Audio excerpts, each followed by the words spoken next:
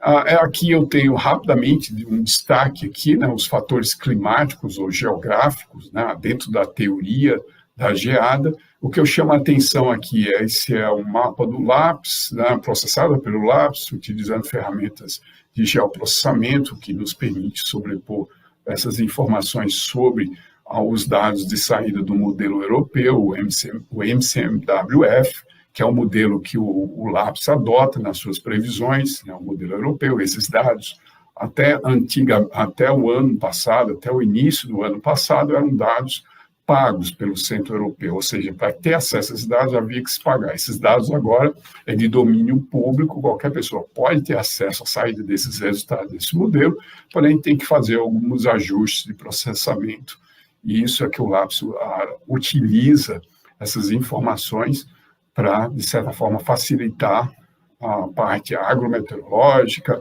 a parte meteorológica, para as suas análises. E esse mapa aqui a gente destaca dessa semana, mais especificamente do dia 30 de junho, a gente havia informado para os nossos consultores, né, de que com uma certa antecedência da chegada, da passagem da frente fria e da chegada dessa massa de ar antártica, que teria uma extensão significativa na região do Brasil e da América do Sul. A gente destacou isso nas mídias e com alguns contatos diretos com alguns grupos específicos que pedem essas informações ao LAPS sobre essa ocorrência dessas áreas de possíveis formação de geada, como veio ocorrer nesses últimos dias, e de friagem também. Então, isso aqui foi a dimensão, realmente foi confirmado nos últimos dias, né?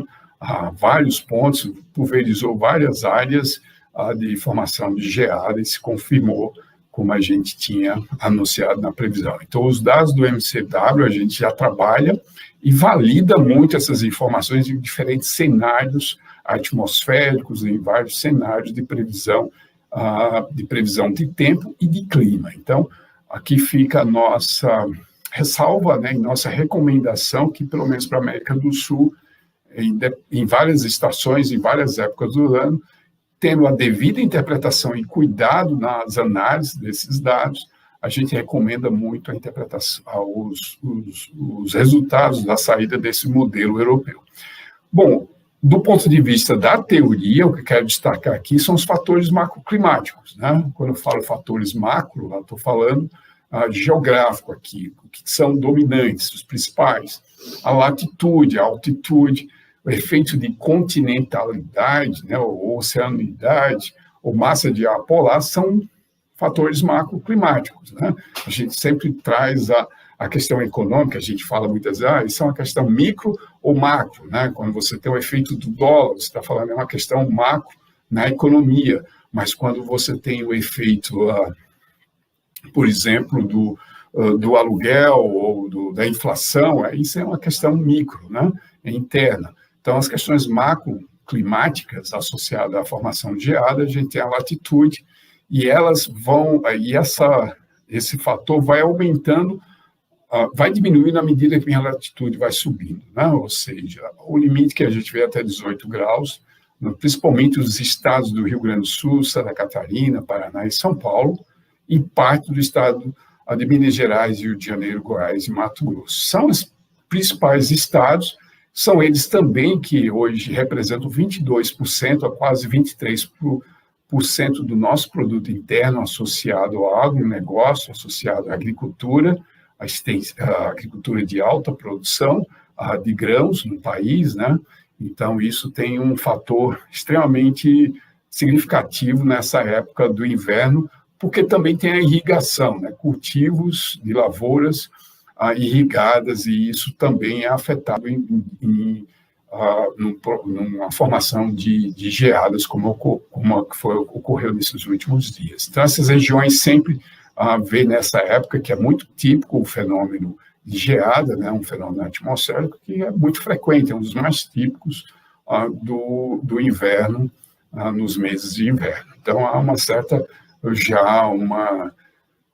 uma questão de adaptação da nossa agricultura. Esse ano, o que há de anormal? É o que aconteceu no nosso verão, ou seja, a umidade, a nossa reserva de umidade no solo e as altas temperaturas e a secura que vem sendo registrada nos últimos meses, isso se agravou juntamente com a chegada, depois da primeira semana de inverno no país, de uma massa de ar polar que, de certa forma, derrubou bastante essas temperaturas e tornou o ar mais seco, e isso trouxe um agravamento para as lavouras, principalmente de milho, né, o milho safrinha, os canaviais, isso São Paulo, Mato Grosso do Sul, foram dos mais afetados, e o café. O café foi o menos afetado, mas nos próximos dias, é isso que eu vou trazer aí nos próximos slides, jogar um pouco de luz do que vai acontecer em termos de temperaturas nos próximos dias, que poderiam, de certa forma, ainda trazer alguma preocupação para a produção de café em Minas Gerais. A altitude, né, você tem o fator da altitude como sendo também importante nessa questão da geada. Eu vou trazer algumas imagens, algumas informações específicas sobre essa questão, e a continentalidade, né? A gente sabe que o país tem, nessa época do ano, a atuação de massas de ar, ou seja, uma secura do ar e da superfície, da umidade do solo, que também, de certa forma, pode prejudicar com a chegada de uma massa de ar polar, né? Então, isso tudo são agravantes e condições para fatores macroclimáticos geográficos na formação de geada.